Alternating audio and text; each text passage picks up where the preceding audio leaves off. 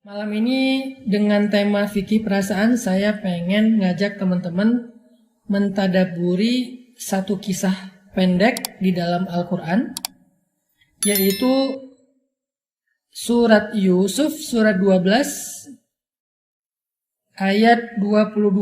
Silakan dibuka surat Yusuf surat 12 ayat 22. Kita akan tadabur dulu satu paragraf dari ayat 22 sampai ayat 24. A'udzu billahi minasy syaithanir rajim.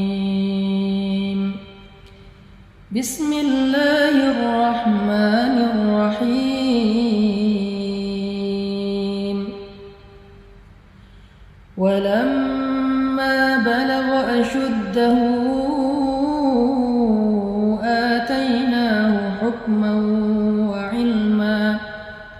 وكذلك نجزي المحسنين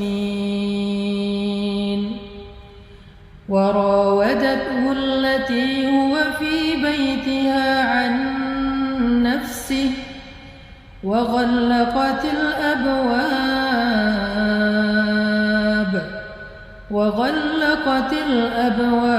وقالت هيت لك قال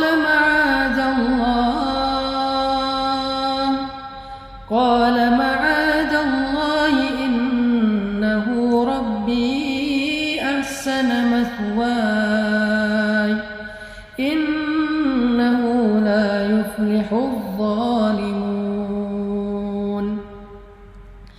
ولقد همت به وهم بها لولا أن رأى برهان ربه كذلك لنصرف عنه السوء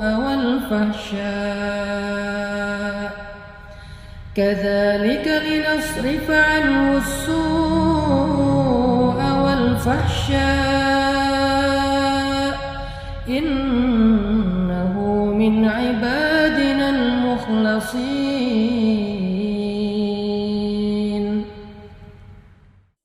Dan ketika dia telah cukup dewasa, kami berikan kepadanya kekuasaan dan ilmu.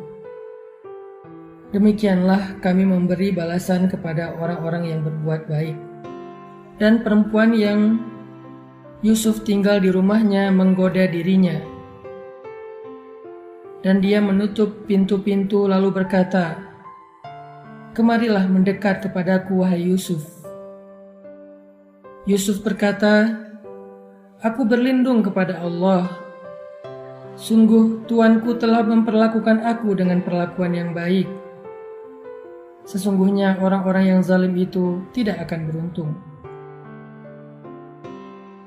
Dan sungguh perempuan itu memiliki hasrat kepada Yusuf, dan Yusuf pun memiliki hasrat kepada perempuan itu. Sekiranya dia tidak melihat sebuah petunjuk dari Tuhannya, demikianlah kami palingkan darinya keburukan dan kekejian.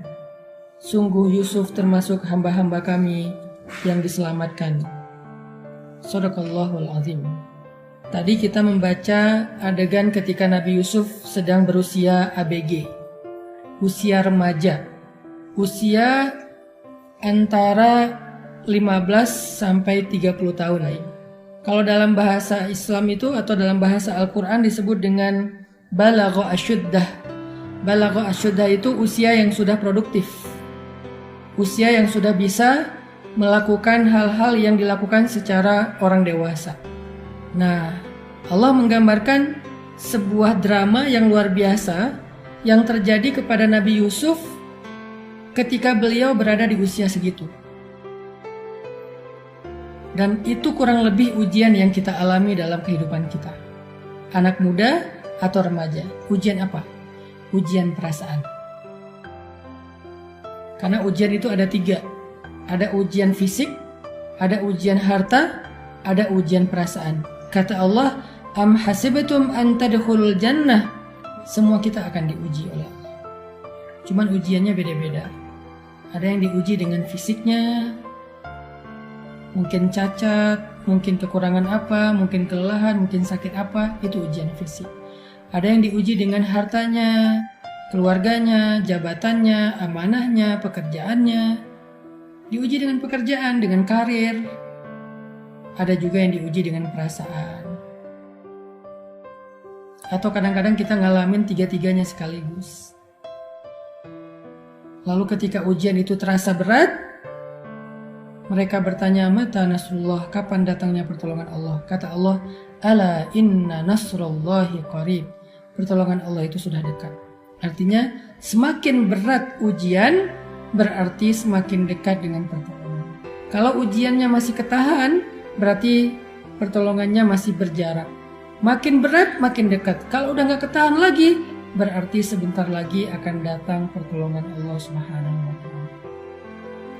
Nah, kali ini kita membahas kisah Nabi Yusuf alaihissalam yang diuji dengan ujian perasaan. Perasaan apa? Perasaan hasrat kepada lawan jenis. Siapa yang beliau hasrat kepadanya? Istri Al-Aziz. Seorang perempuan yang cantik, seorang perempuan yang menarik, seorang perempuan yang kaya raya, bisa dibilang dia itu adalah simbol perempuan cantiknya Mesir. Jadi simbol perempuan cantik di Mesir itu bukan Cleopatra, tapi yang paling cantik di Mesir itu adalah istri Al-Aziz. Saya nggak mau menyebutkan namanya karena memang namanya ini masih debatable di antara para ulama. Memang banyak yang bilang namanya Zulaikha. Tapi Allahu a'lam, yang jelas di dalam Al-Quran disebut sebagai istri Al-Aziz. Al-Aziz itu siapa? Seorang pejabat di Mesir yang terkenal. Ternyata Nabi Yusuf diam-diam punya perasaan, punya hasrat kepada seorang perempuan yang sebelumnya Nabi Yusuf nggak punya hasrat. Ini jangan suuzon dulu sama Nabi Yusufnya ya, karena beliau seorang nabi, beliau seorang pemuda yang normal, pemuda yang baik, pemuda yang soleh. Kenapa tiba-tiba punya hasrat? Padahal sebelumnya Nabi Yusuf nggak ada hasrat dan nggak ada kepikiran macam-macam. Nabi Yusuf tahu itu istri orang, istri seorang laki-laki yang baik kepada beliau, jadi nggak ada perasaan apapun. Nabi Yusuf tiba-tiba punya hasrat gara-gara perempuan itu menggoda Nabi Yusuf. Coba bayangin teman-teman, orang sekeren Nabi Yusuf, sesoleh Nabi Yusuf, seideal Nabi Yusuf, seterpilih Nabi Yusuf, sehanif selurus pikirannya Nabi Yusuf, ternyata ketika digoda oleh seorang perempuan, muncul juga perasaan itu di luar kendali beliau. Tapi hasratnya bukan hasrat macam-macam ya. Sekedar hasrat bahwa ada rasa bahwa oh perempuan ini menarik, oh perempuan ini cantik. Cuman segitu aja, bukan hasrat yang berlebihan, enggak. Karena para nabi itu terpelihara dari dosa-dosa besar. Tapi perasaannya ada. Gara-gara apa? Gara-gara digodain sama perempuan tersebut. Mana ayatnya?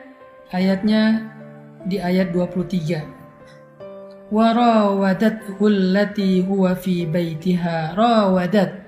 Kata para ulama tafsir, arti rawadat, perempuan itu menggoda Nabi Yusuf dengan apa? Penampilannya, dengan sikapnya, dengan kata-katanya. Itu namanya rawadat. Dengan penampilan, berarti perempuan itu berdandan untuk Nabi Yusuf.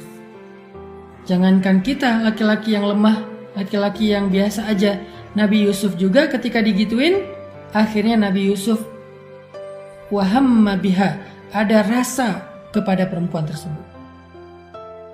Ini bukan kata saya, tetapi kata Al-Quran di ayat 24. Walaqad hammat bihi wahamma biha. Perempuan itu berhasrat kepada Yusuf, Yusuf pun berhasrat kepada perempuan itu. Wahamma biha. Tapi bukan salah Nabi Yusuf. Karena perempuan ini menggoda Nabi Yusuf dengan kalimat warawadathu, menggoda dengan penampilan, dandan, Udah dandan yang menarik, pakai pakaian yang membuat Nabi Yusuf jadi terganggu. Pakaian apa yang dipakai oleh perempuan ini? Saya nggak perlu memperjelas, yang jelas dia memakai pakaian membuat laki-laki yang memandangnya jadi terganggu hatinya. Bayang ya? Jadi dalam hal ini perempuan tersebut, istri Al-Aziz, menggoda Nabi Yusuf dengan penampilannya. Kemudian yang kedua, menggoda dengan ucapannya. Kayak gimana ucapannya? Dia memanggil Nabi Yusuf alaihissalam dengan nada suara yang menggoda. Apa katanya di sini? Hai talak, hai talak. Kalimat hai talak itu kalimat menggoda. Hai cowok ganteng kalau bahasa sekarang. Hai talak itu juga bisa berarti wow keren banget sih, hai talak. Hai talak itu juga bisa berarti kamu cakep deh, atau apapun lah bentuk-bentuk memuji, memancing dengan kata-kata yang membuat laki-laki itu jadi kayak ngerasa dipuji, ngerasa besar kepala, ngerasa kayak nyaman gitu dengan kata-katanya dan nada suaranya. Sehingga Allah berfirman, wala takhda'na bil qaul. Janganlah kalian melembut-lembutkan suara ketika berbicara, wahai perempuan. Kenapa? Karena bisa mengganggu laki-laki yang mendengarnya. Kalau dasarnya udah lembut ya udah nggak apa-apa. Yang penting jangan dibuat-buat. Tiga, dia menggoda Nabi Yusuf dengan sikapnya. Apa sikapnya di sini? Wa ghallaqatil abwab. Dia menutup pintu kamarnya. Dia manggil Yusuf ke kamarnya, lalu dia tutup pintu, lalu dia kunci dari dalam, kuncinya dia pegang. Ini namanya sikap. Perilaku. Bisa jadi kita menggoda tanpa kita sadari dengan perilaku kita. Apa perilakunya? Tingkah laku kita, cara jalan kita, cara senyum kita. Jangan berlebihan memberikan emotikon senyum. Apalagi kalau lawan jenis, jangan kirim emotikon senyum. Kalau mau ngirim emotikon, gini aja udah sedikit. Apalagi sampai foto, mungkin fotonya dengan acting yang berlebihan, misalnya ini atau little love atau big love atau apalah, jangan. Kenapa? Tadi tujuannya adalah menghindari fitnah. Kita pengen menghindari fitnah.